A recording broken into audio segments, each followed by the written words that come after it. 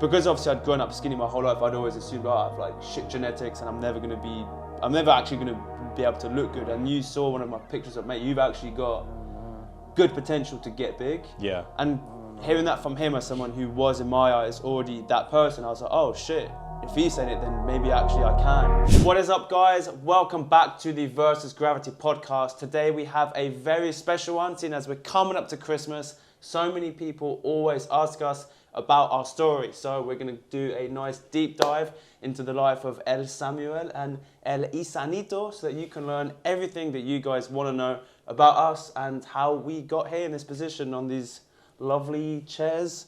And it's Christmas time, drinking these... Cheers, good sir. Lovely. Over to you, good sir. So, well... How did we meet you? But actually, before that, who are you? What is an Ihsan? An Ihsan is essentially a beta... No, I'm joking. I would never disrespect my lineage like that. No, so basically, a little bit into me. I am 29 years old, live in London, met Sam at university. So now, what is that, 11 years ago? 11 years ago, bro. That's crazy, man. Yeah. Coming up to 12 years ago, I mean... where are you from originally, like ethnicity-wise? Racism! I'm from Bangladesh, so if you are someone who is from like Southeast Asian heritage, or South Asian heritage, don't worry, you have exactly the same genetics as me. I know what it's like to have a bit of tubby around the old belly and love handles and all that sort of stuff. So that's my ethnic background. Tell me about your childhood. You obviously don't have to go in detail. I used to get bullied now. Actually, that's not untrue. I did. I used to get bullied a little bit. Really? Yeah, and I think it's all because I was one of those kids that I wasn't one of the cool kids. I was never a cool kid, right? Yeah. I've been wearing glasses since I was about 6. Okay. And obviously, when we were back at school, if you wore glasses, you were kind of seen as someone who's a bit more nerdy,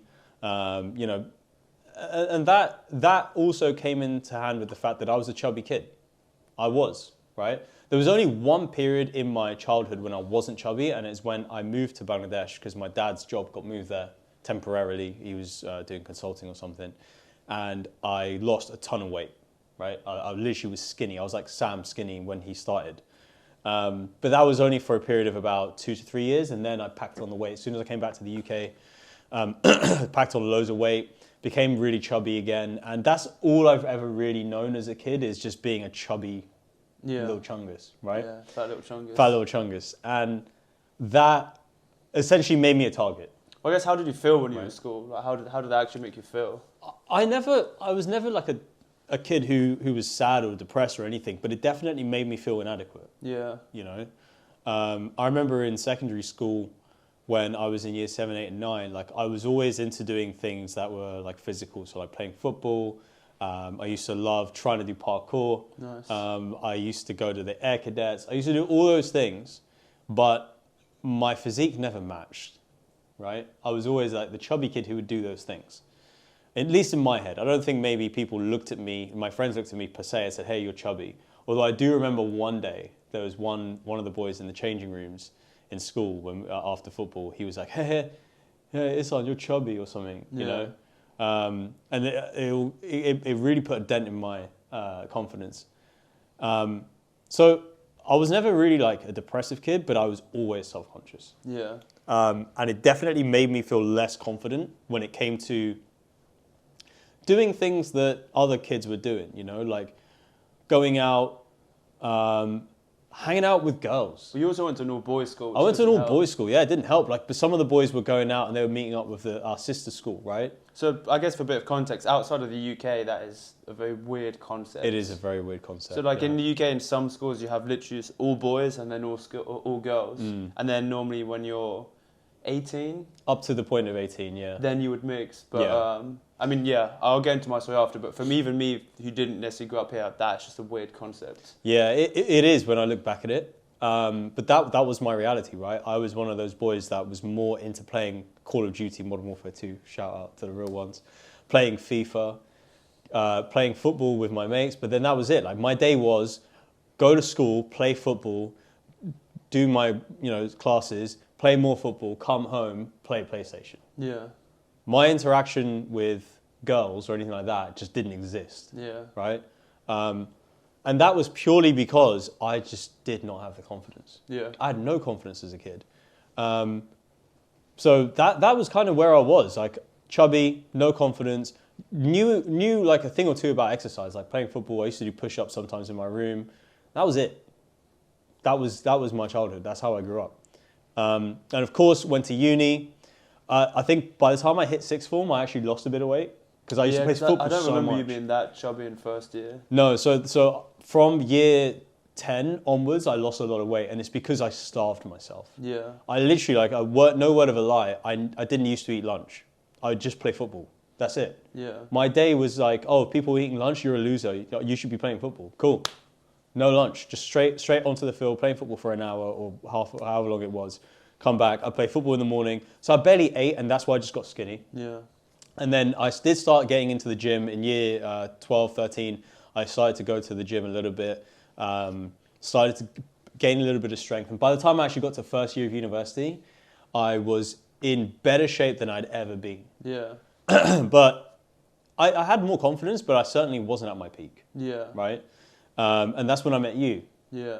And yeah, like throughout university, it was just saying the same old story. It was like doing things that we shouldn't have done, basically neglecting our health. I used to go to the gym in first year of university. Second year, I started to fall off. Third year, non-existent. The pizzas from, was it Domino's? Domino's. I used to work at Domino's Pizza because I just had no money. And that was a great learning curve. I do appreciate my dad not giving me money at that point because it actually taught me I had to work, right? Yeah, your final year was definitely like, you're probably at your all-time low, I would say. 100%. Physique, like not mental health per se, but... Yeah, 100%. I was definitely on a decline.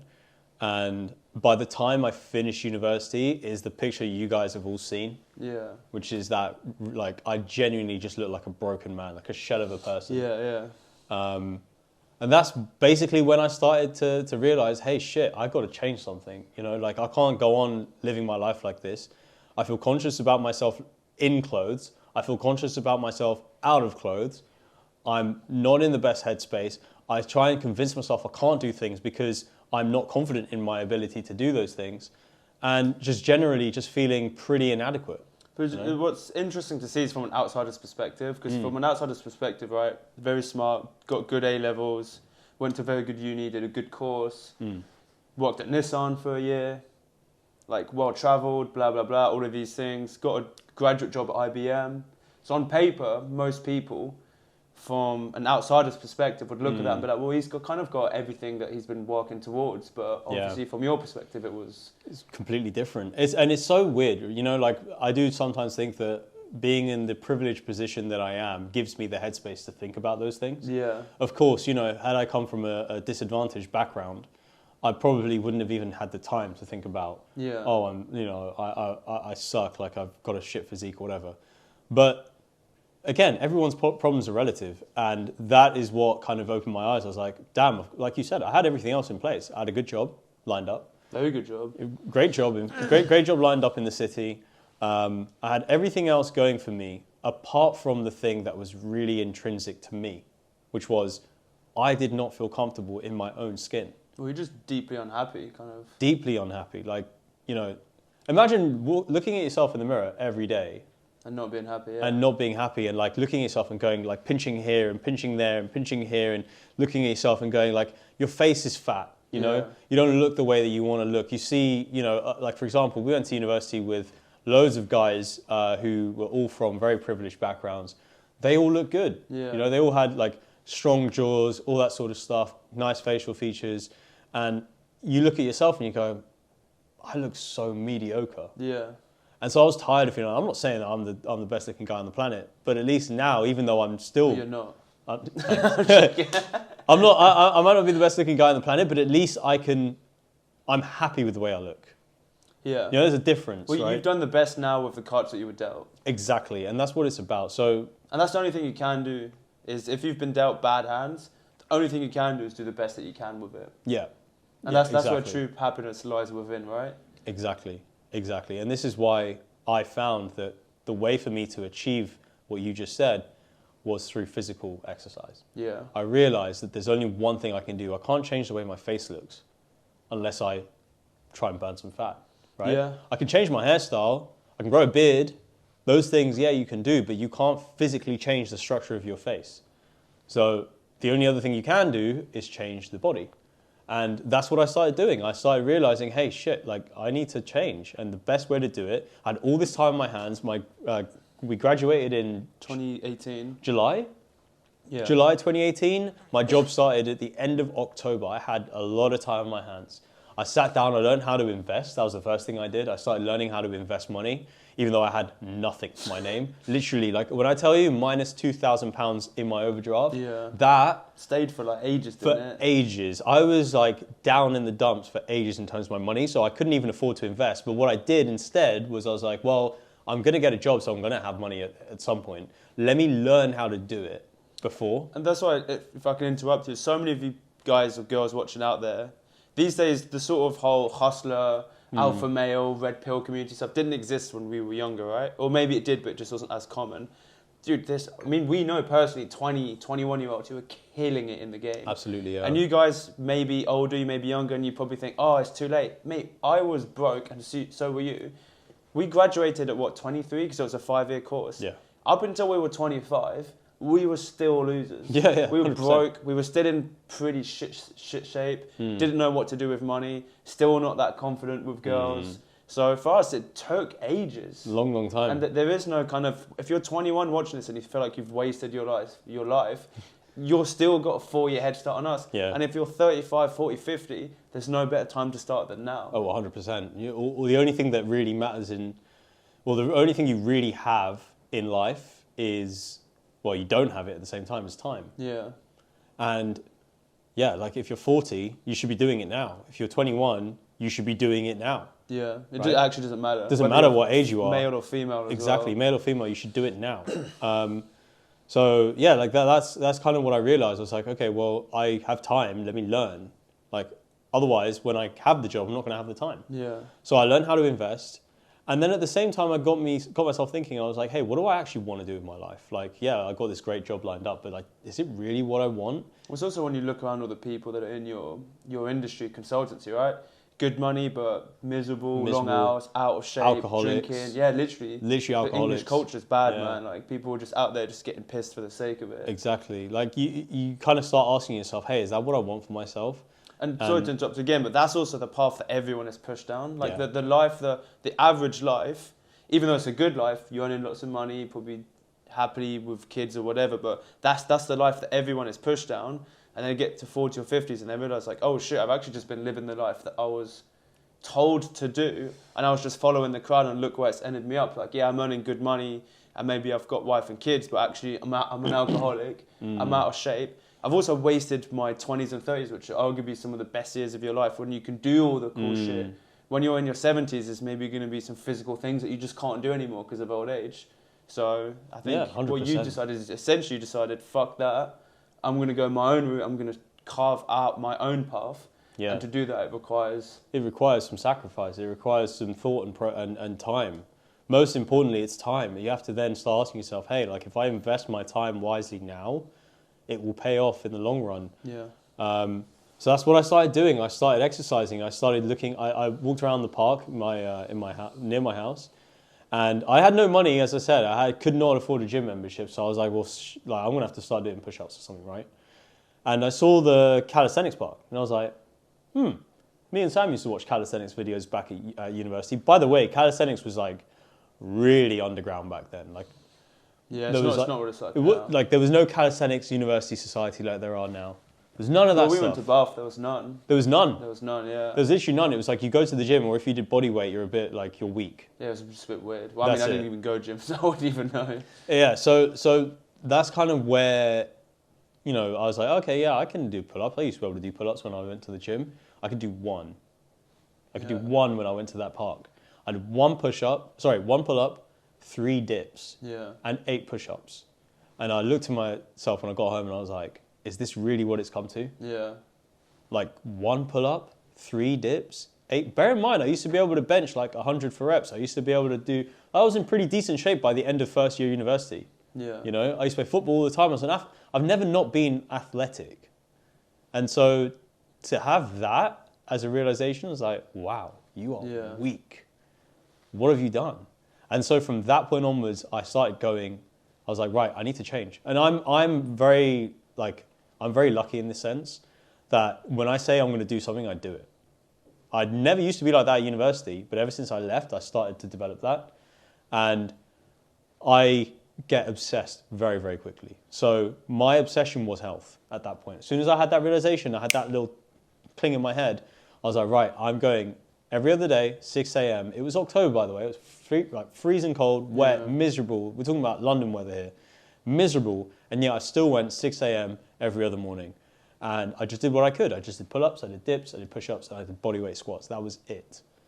And yeah, I managed to actually get myself out of the rut.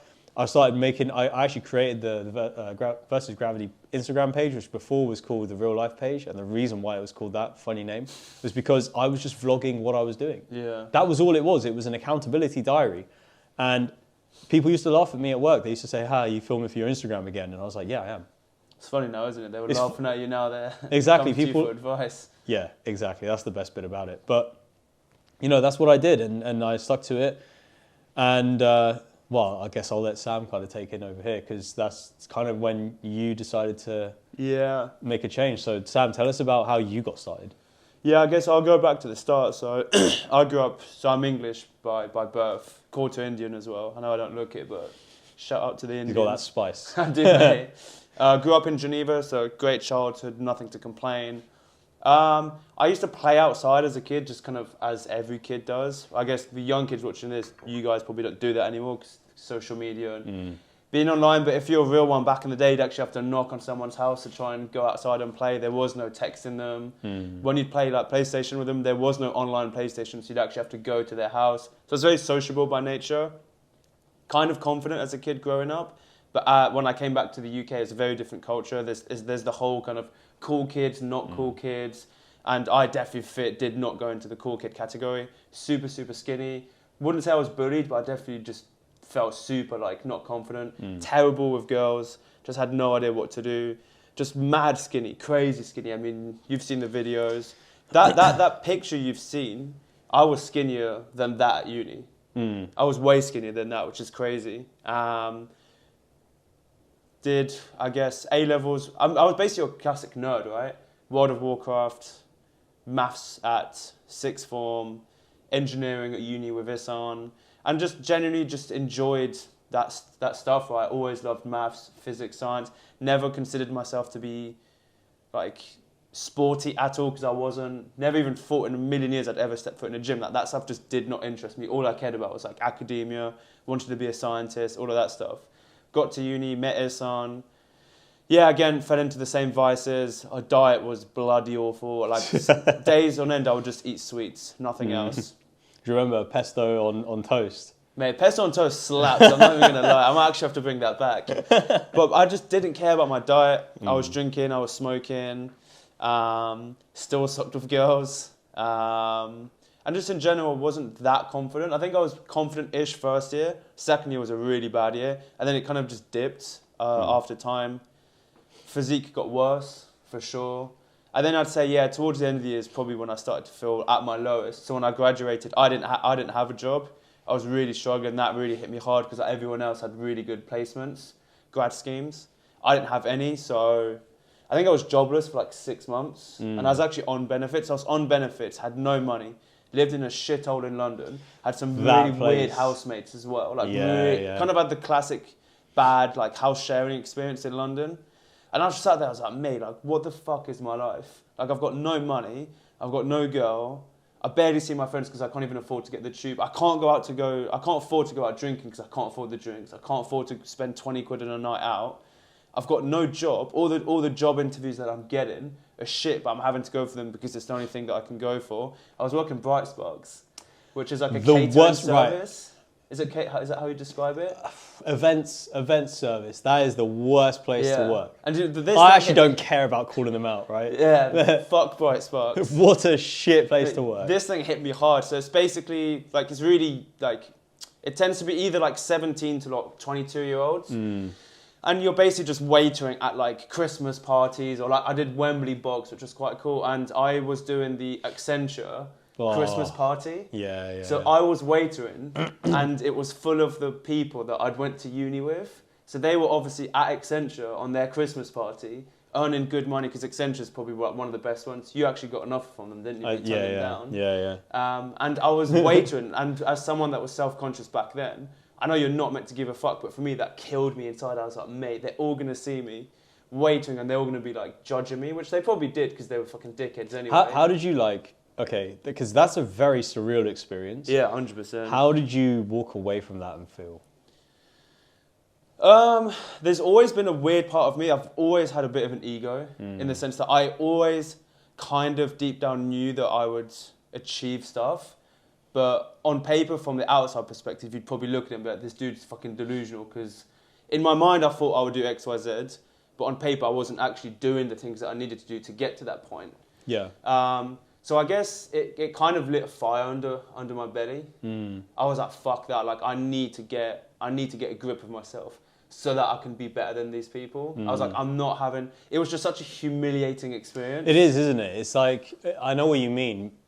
Like when you feel like you should be somewhere, and then you have, especially those people. Like, we know who. You even know who it was. I know who they were. It's just like those people, because the thing is, when Sam and I went to university, right? We went to Bath University, which was, I'd say it was quite dominated by well-off people, right? They were prim and proper, as we call them in the UK. Sam and I are not prim and proper, right? I'm from East London. Sam's obviously from Brighton, so we weren't prim and proper. We're not from that world. We're not from that world. We don't go shooting on the weekend. We don't do any of that stuff. Sounds fun though, mate. I'm not gonna lie. Yeah, but point being, right, is that they always look down on us anyway. Yeah, right? And then when they had that experience, it was like, fuck. That's it. They I think I can understand what you're saying. It's kind of like they already thought less of you because you weren't of their circle, and then to see you as a waiter. In their mind, they were like, oh, I knew it. It confirmed it. Yeah, exactly. It confirmed it. It just pissed me off. Like, it really did. And I've always kind of been like not a vengeful person out of like, I'm not like Machiavellian, but it's just, if I genuinely think I can do better than someone, I want to do it and prove it to them. So like one of the main things that definitely started to give me more motivation when I was initially training, seeing results, was the whole, fuck you, I'm going to get back to all of the people that used to call me Skin Diana Bones, Pizza Face, the people like, even the people on our halls, especially the guys that lived like more near you, who definitely kind of looked down on us. And obviously I was super skinny, so it was like, fuck, I'm going to make it a point as being the skinny kid who's now becoming this guy that's just like the complete opposite, and everyone's like, wow, like I can't believe you're in such good shape.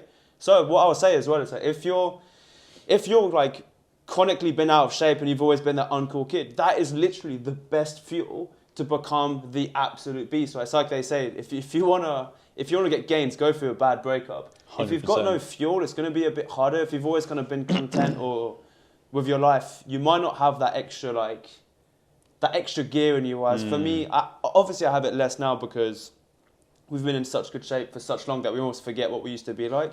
But in those first 2 years, those workouts where I couldn't be asked to go, but where I really was able to push it was like, nah, fuck them. I'm gonna get my back on those guys. I'm gonna prove to it.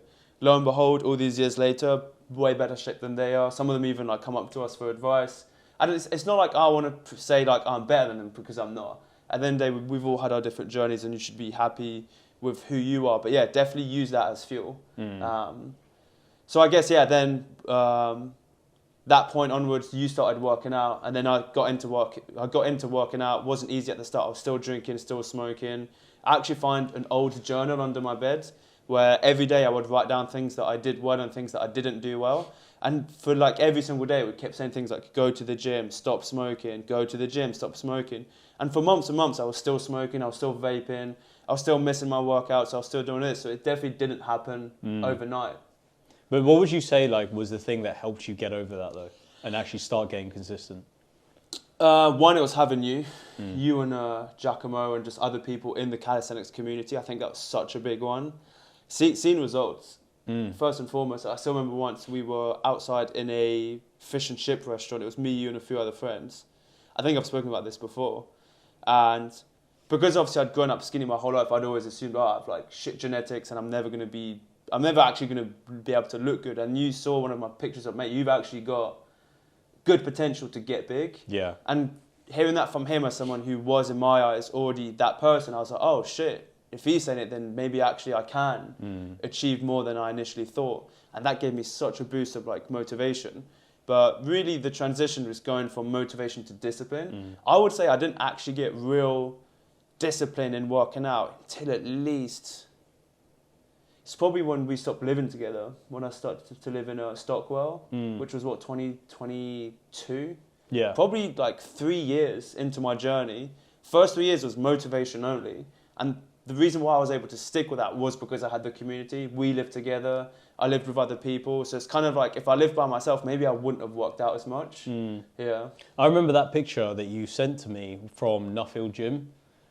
And it was like your... Yeah, I actually don't remember. I think was it 4 months? It would have been the year one, I think, transformation. Year one transformation. And I remember looking at it because this was following on from the conversation I had with him. Where I said to him, hey man, you've got great potential, you know? And from that point onwards to that picture that you sent me in Nuffield, I was like, yeah, damn. I think that was like a big catalyst. Huge change. Like, I genuinely mean it. Like, I showed so many people that picture difference, and they were like, holy shit, is he on roids? You know what, actually, it was crazy. You made me remember, I think there was a big transition my first year where the first few months it was very up and down. And then it was when I went to live with a friend in South Wimbledon, and I kind of just locked in. It was kind of that winter arc moment almost. I was going to the gym very consistently at that point. I was eating a lot, protein a lot. My acne was so bad from all the weight that I was having. My farts were terrible, Jesus Christ. Oh my God. And yeah, I started actually hitting weights more.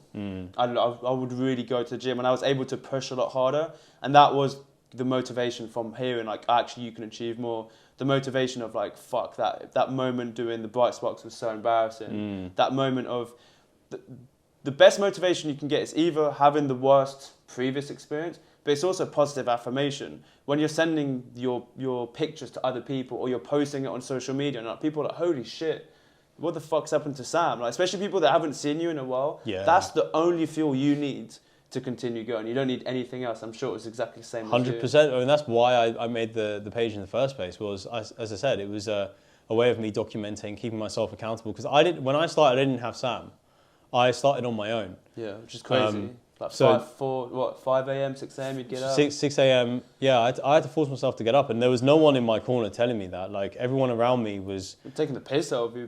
Taking the piss out of me, yeah. They were all saying, looks funny, he's getting up, he's doing that, he's being so serious about it. What does he think? He's going to be a Gymshark athlete or something, you know? Even people close to you, like... Yeah. Like, everyone used to... No one ever believed in my vision. Yeah. The only and that's why for me posting on Instagram was the best thing, because I had access to other people that weren't close to me who believed in me, and that's what allowed me to get to where I was, to then say to Sam, hey dude, you could do this. And you know what's actually got me thinking, our friendship never up until that point had been like we never had positive affirmations. Yeah, it was mainly negative. It was mostly like, hey, like we would always be each other's like, you know, we would encourage each other to do bad things. Yeah. And it was only up until we left university and like we started to get in shape that now our friendship is very, very positive. It's toxically positive in some ways. Like, you know, we're doing this marathon, right? Like the reason why we're doing this marathon, someone actually asked me the other day, hey man, why are you doing a marathon in January? Like what caused you to do it? Are you running for a charity? And I was just like, no, Sam just called me a bitch. Yeah. That was literally it. He went on our Instagram story and posted a poll saying, hey, like, guys, Ihsan's a bitch. He's not going to do this 50K with me. And then I was like, well, I've got to do it now, you know? But that's like the evolution of our friendship. I think is really cool is we went from boys to men. We also hold each other accountable, and our wider social circle as well transitioned from people that didn't hold us accountable, who didn't necessarily want the best for us, to now people that only want the best for us, and we hold them accountable. And it is kind of toxic competitiveness to some extent, but like we both enjoy it, right? Yeah. And I think objectively it's not toxic though, is it? We No. say it's toxic because we're joking, right? At the end of the day, yeah, but it's also like everyone says, oh, like if you're competitive, you're toxic, You're which toxic, I yeah. think is bullshit. By the way, It I is think complete that's bullshit. such a weak like, mentality to have. yeah. I was going to say something else. I forgot. Yeah. By the way, when he says like our friendship before was making us do the bad things. That wasn't out of us like being Machiavellian. It was that's just what you do when you're a kid. Right? When you're a kid that knows no better. Yeah, you just think it's funny. Hey, Sam, go and jump in that fountain. Haha, funny, you know? Yeah. But let me ask you this, Sam. How's your life changed since getting in shape?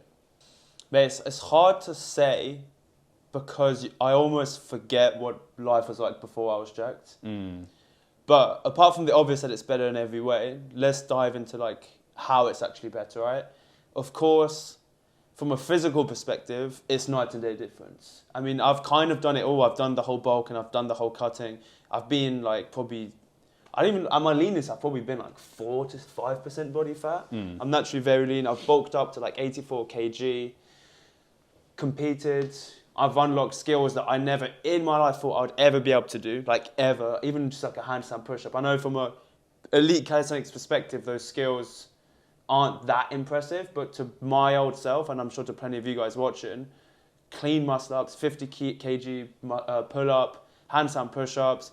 When I go to a gym and I do handstand push-ups, everyone's looking. And I know you're not supposed to care what other people are looking, but as someone that grew up being that like unconfident kid and had all those experiences where people might have been looking at you for the wrong reasons, now I get to kind of get my back on all of them by becoming that guy that everyone wants to be in the gym now with this sick physique. Also, the confidence that it's given me is just nuts. Like almost to the point where it's not arrogance, but with the 50K, right? We've barely even trained for this 50K, but I know I can just full send it because I've got the discipline as well. And I think building that discipline has impacted my life in so many different ways to the point that now if you challenge me to pretty much anything within reason, or you tell me that's not possible, I'm like, bullshit, it's possible. 100%. Because if I can go from that skinny, dweeby kid to what I'm doing now in such a short amount of time, and I've had these other experiences where I've been able to push myself, anything is possible. I mean, I've got a girlfriend now, I've been with her for 2 years. I mean, you're literally married with a kid now. Yeah. I mean, life is just better in every single way. I'm happier, got more energy. I mean, I'm going to hit 20 in... 20? 30? 30, damn. I'm literally hitting 30 in like 20 days. And I feel better than I've ever felt in my life. I look younger. When people hear that I'm almost 30, like what they thought I was 24. That's probably because of my immature humour as well. So but you know, like, yes, but also like my wife was saying this to me, like, we do look young. We do as well, yeah. Like, if you look objectively at other 30-year-olds, well, maybe you don't, maybe you think we're chatting shit, but like, when I look at other people who are 30, receding hairline, belly, you know, looks tired. Looks tired as well, low energy. But just also the way they think and act in life, it's just very defeatist. It's this whole cope of like, oh, you know, you settle down once you're 25 and like, oh, like we're past our prime. The good old years of uni, it's like, mate, if you're in your 30s and you still think uni's the best time of your life, that means you've achieved fuck all since uni, which is an L, mate. Because your uni life is fun, but in no stretch of the imagination should it be the best years of your life, because it's not. Objectively looking back, it was fun, but you achieve absolutely fuck all when you're at uni. You're literally just a waste of space, drinking, smoking, doing nothing, not looking after yourself. In what way is that fun? Yeah. It's weird.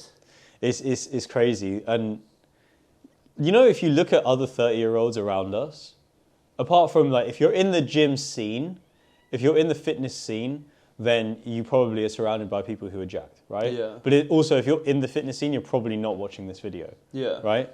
But if you're just a regular average Joe and you're, like, looking around your friend group, like, see how many of them has six-packs. Yeah. Because all of our friends have six-packs. Yeah. Why? Because you are the product of the 5 people around you, right?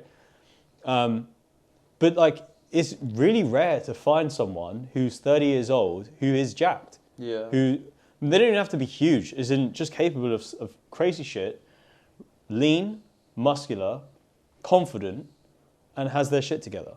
But I don't even it's think very like, rare. Six-pack is needed. It's just, can you do a few pull-ups Are you confident you could go out and run a 10K in under an hour?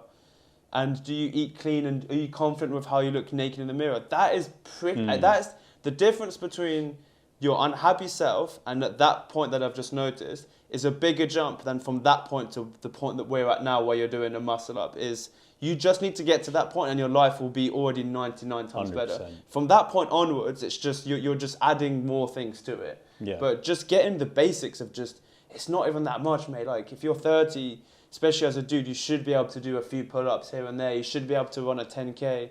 You should have energy. Yeah. You should still wake up with a morning wood, right? You shouldn't be like defeatist. Oh, I'm so tired all the time. I'm so unconfident. It's like, you can be 30 and be more confident, better looking, maybe not younger looking, but just better in so many ways than when you're 21. At the end of the day, you should be improving. This whole thing that you peak when you're 20 or 25, I don't know who the fuck came up with that bullshit. What do they say? Buried at 60, but most people die at 72, but they're, I forgot. Most people are buried at 72, but they die at at 26. 26. Yeah, and that's an old quote from like 100 years ago or whatever. Yeah. So that means that this phenomena has been around for ages, right? It's that so many people, they get to 21 and then it's just bam, just downwards. It's like, bro, like your life actually does not have to be like that. And the best thing about it is that it doesn't even require that much work. Like you only need 3 workouts a week, if that. 40 minutes, 3 times a week. Pay a bit more attention to your diet. Try and surround yourself with some better people.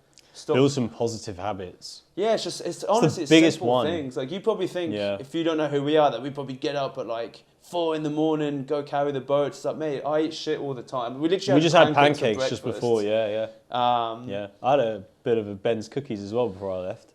Ooh, that's pretty naughty, mate. But yeah, like I think, as well, from my own perspective, what's changed about my life, the biggest thing is I feel more like a man. Interesting. I feel more like a man because when I started, I felt like a loser. I felt like someone who's not masculine. Now, like Sam said, I have a wife, I have a daughter, I have responsibilities. But more than that, because I know people who've got kids and they look like shit. And the best thing for me is I know if someone's going to break into my house, I will back myself to defend my home and my family. And there is no more masculine feeling than that. Yeah. And that's the biggest win I can take away from all of this. Obviously, I'm speaking from the perspective of a man, and we have tons of female clients who obviously their kind of like what they want is not necessarily the same, and that's absolutely fine. But from my own personal experience, the biggest shift is feeling masculine, feeling like you have confidence, feeling like you can defend and protect, and also feeling like you can tackle anything and tackle it with aggression, but channeled aggression. You also get more respect, which is a thing that we haven't even spoken about. Exactly. That is probably one of the biggest things you get. People of all ages and genders just respect you more. Kids look up to you. People, your peers respect you more. They listen to you more. Your voice has more gravitas when you talk. 100%. I know that my wife respects me, and she might not ever say this, but part of the reason she probably subconsciously respects me is because I look after myself. Yeah, 100%. If I was a fat slob, I don't think she would respect me as much. And that's the thing, it's not actually just about the fact that you look good, because objectively a six-pack does not mean anything. Someone can have a six-pack because they're skinny. It's like, we're not saying that you need a six-pack to look good. It's more just you need to build the habits that are going to lead to a positive life, a healthier life, and that people are going to respect you more for. Exactly. In the same way that if you go for a job interview and you're in good shape, people are just going to assume you're a bit more disciplined than someone that maybe isn't. Of course, the person who maybe isn't as good a shape might be a better fit. They might be more technical. That's not the point, because there'll always be some dude sat there. It's like, oh, but what about this? That's not the point we're making. Yeah. And we're not saying that if you're out of shape, you're a loser or you're this or that. It's just we were those people, and we're just telling you, you can change your life and you can get to a point that you never thought was possible. And once you're in that point, you're like, this life is so different, and my life is so much better that I have a duty now to tell everyone else, hey, you guys are capable of doing it. Yeah. Kind of like, maybe this is a shit analogy, but if you had a friend and family that was like an addict, right? A heroin addict, and you used to be a heroin addict, and then you've come clean and now you're living your best life, you've got wife, kids, and you're loving it, you're constantly going to be going to them. It's like, dude, you don't have to be living this life anymore. Like, you can change, it is possible, and it doesn't require that much effort. That's why we're talking about it here, right? It's because we want you guys to have a similar journey that we've had, because our life has changed forever, and I don't even know where I would be now if it wasn't for exercise. Like, genuinely, I cannot comprehend what my life would look like if I hadn't started working out. I almost don't want to. The best way that I like to kind of picture this is, imagine you're in a video game and you are stuck at being the base level of character. Yeah. You have no armor, you have no like special potions, you have no like skills, you can't do anything, right? You're literally like, if you ever played RuneScape and you're stuck at level 3, it sucks, right? Only once you get to a point like level 80 or whatever game it is, right? You start, like even Call of Duty, unlock prestiges and, you know, specials, perks and all that stuff. Only once you get to that point does the game become actually fun. Facts. And that is exactly what it's like when you get in shape. When you're not in shape, it literally feels like you're playing, because you don't know any different, it literally feels like you're playing life on hard mode. Everything's hard. As soon as you're in shape, holy shit. In the same way that how you think life will get better when you're rich is actually the same of how your life gets better when you're in shape. Yeah. Especially if you were really not in shape before. In the same way that if you were born rich, getting more money is not going to do much. So for the people that are watching this who are maybe already in good shape, maybe take some inspiration from this video. Just, it's always worth improving. You can always get in better shape. And again, remember, the foundations of what we're building is that discipline. And that discipline from working out helps you build a business. It helps you be a father, which I'd probably like to ask you a bit more questions about in a bit. It helps you full send a marathon. It helps you move to that country that you've always wanted to. It just makes you more confident, makes you a bit more ballsy. Like, you know what, I've got this one life. I want to do this, fuck it, I'm going to go do it. Why not? And the reason why I've got the confidence is because I've built it through being disciplined, through turning up to workouts. And another thing that's also underrated is cardio as well, which we've started doing. Cardio is an amazing way to push the boundaries. No one wants to do a 50K. I don't actually want to do this 50K. But the reason why we're doing it is because it's going to suck. And the more something sucks, the better the outcome. The confidence we'll gain from doing that 50K will bleed into other aspects of our lives, because you'll be able to look back in months and years from now and be like, well, if I was able to do that 50K, I can do this next thing, which is objectively even easier than that. Yeah. So yeah, I want to ask about how fatherhood's for you, and how maybe being in shape, how do you think that plays a part? Like how, because obviously I'm not a father. You know, the myself, biggest so one, honestly, like, yeah, it's a great question. And the biggest one is being able to actually tend to your child's needs. Having a newborn baby is tough. Everyone knows that. You get a lack of sleep. You have to do things. You know, the biggest shift in having a kid is, you know, when someone asks you to do something, you can say, yeah, I'll do it in 5 minutes. Yeah. You can't do that with a kid. Yeah. If your kid's crying, you have to go and tend to them. If they need their nappy changed, you have to do it. If they need feeding, you have to do it. There's no, oh, yeah, wait 5 minutes. No, you drop it and you go and do it, right? But the biggest thing that's happened for me whilst being in shape is let's call it the dad regression, right? The classic regression of a male when his wife or his partner is pregnant is her body sends signals to his body to prepare to drop testosterone so that he is more accommodating to rearing a child. Now, imagine if you were starting that with already low testosterone. You would be a slob. And I've seen so many dads recently who I'm like, damn, I am glad I'm not you. Yeah. Right? It sounds harsh, but... It's harsh, but it's true.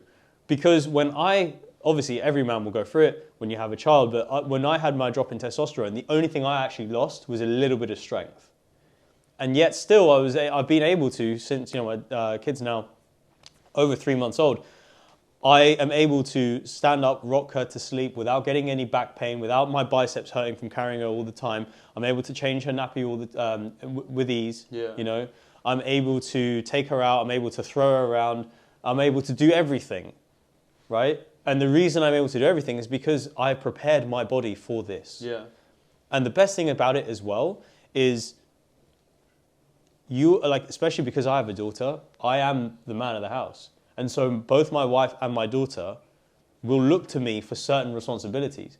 If I was less masculine, do you think that they would look to me as a position of, hey, we can rely on him? Yeah, maybe not. Imagine if I was overweight. Imagine if I was an alcoholic. Imagine if I was doing all these things. I was tired all the time. I'd come home from work, I had a receding hairline, all this sort of stuff.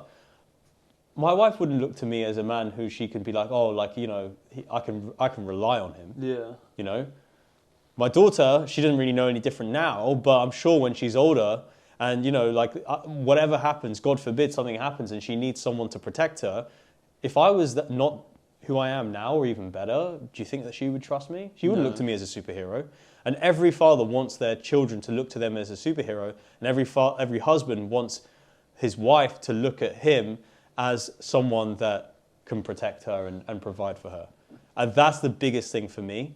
That's why when I said I feel more masculine, I do feel like the man of the house. Yeah. And that's really important, because whilst it's great for your wife and your child, for them to know that you're able to take care of them, for you as a man, if you're not that person, if you feel that you're not that person and then you don't hold that position, it eats away at you. Yeah, it does. It makes you feel inadequate. And that's when you have men who are, for example, like aggressive, or they're passive-aggressive. Passive-aggressive, they're poor husbands, poor fathers, is when they are lacking in something. And it's usually they don't have the respect. And the reason they don't have the respect is because they couldn't even respect themselves in the first place. That's very, very true. So that's the biggest thing for me. The biggest learning curve I've had as a dad is I'm so glad I started when I was 25, 23. Yeah. I'm so glad I started when I was 23 years old. Yeah. Because if I didn't, and I was what I was like when I was 23, I'd be a shit dad and a shit husband. Yeah. So, yeah. Yeah, it's interesting to see, because obviously from my perspective, I mean, I've seen you like juggle all of this stuff, which is crazy, because like I'm pretty fucking busy compared to most people. You're even busier now. Yeah. Because of what you have, and the fact that I'm sure you'd agree, but probably one of the only main reasons why you can juggle these things is because you're in good physical shape, because you have that anchor of that exercise. Maybe it's 20, 30, 1 hour a day or whatever. That, I guess this is a tangent that I'm taking. It's that when you have that anchor point, which normally tends to be working out, I truly feel like it allows you to just tackle anything throughout the day. Like I've always said, if I am able to put half an hour to an hour and a half of working out any day, I feel like anything in my life could happen and I'd be able to handle it. Yeah. As soon as you take that exercise away from me, I would probably start to portray those negative characteristics that I used to before: impatience, impulsivity, negativity, tiredness. But if I have that 1 hour where I can just exercise to myself, I can be disciplined, I can put myself through voluntary suffering, as like David Goggins and stuff used to say, I feel like, honestly, anything could happen in the day. I'm like, well, that's fine. Like, it's chill. It doesn't really affect me that much. On to the next. I've got this or that. And I'm sure that was exactly the same for you when you had your kids. 100%. Like, you just said it right at the start. Like, you know, I'm so busy. We've got a 50K, which I do a bit of training for. I'm training. It's actually 53K to be precise. 53K to be precise. I'm still training as a calisthenics athlete. I have all my coaching clients. We have the Gravity Gang. We have the Gravity Gains. I have a full-time corporate job. Yeah. I'm a father. I'm a husband. I still fit my shit in. How? Okay, so the most important concept around this is ensuring that you maximize the efficiency of your time. And it all starts with getting rid of things that have absolutely no value. For me, I don't really watch TV because A, it has no value to me. What am I getting out of watching a Netflix series? The only time I actually watch TV is when I'm having downtime with my wife. That's it. Otherwise, you won't catch me watching TV. So getting rid of all of those things has then opened up all this time. I'm like, okay, well, if I go to bed earlier, I can wake up earlier. Again, Sam said earlier, like, you don't have to copy us. You don't have to take what we do. But I get up at 5 because I can. I get up at 5, I work on Versus Gravity. I get my workout done. I guess at 7 o'clock, I go to work. I come home by 6. And then I have the evening with my daughter and my wife.